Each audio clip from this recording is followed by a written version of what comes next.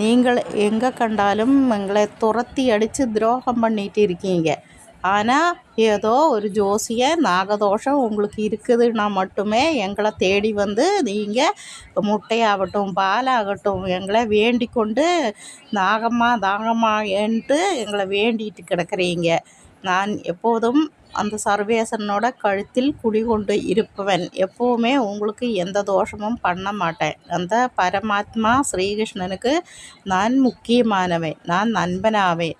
நான் தானே அமிர்தம் கொடுத்தேன். தேவர்களுக்கு அமிர்தத்தானே நான் கொடுத்தேன். அசுரனுக்கு தானே விஷத்தை கொடுத்தேன். அதே போல தான் நல்லவங்களுக்கு நான் நல்லதே செய்வேன். கெட்டவங்களுக்கு நான் துரோகம் பண்ண மாட்டேன். ஆனாலும் அவங்கள திருத்துறதுக்காக நான் கொஞ்சம் அவங்கள டிஸ்டர்ப் பண்ணுவேன். அவ்வளவுதான். இல்லாமல் அவங்கள ஒருபோதும் துரோகிக்க மாட்டேன்.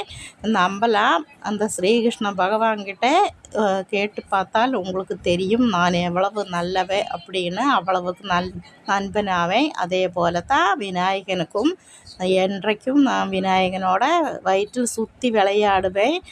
நாகம்மா எனக்கு முக்கியமானவள். நான் அந்த தாயுடன் கொஞ்சி விளையாடிட்டு இருப்பேன். நாகம்மாவை என்னோட அம்சமாவாள். நாகம்மா அப்படின்னா நான் தான். அதுதான் என்னத்தான் நான் சொல்கிறேன். நீ உங்கள்கிட்ட நான் கேட்டுக்கொண்டிருக்கேன்.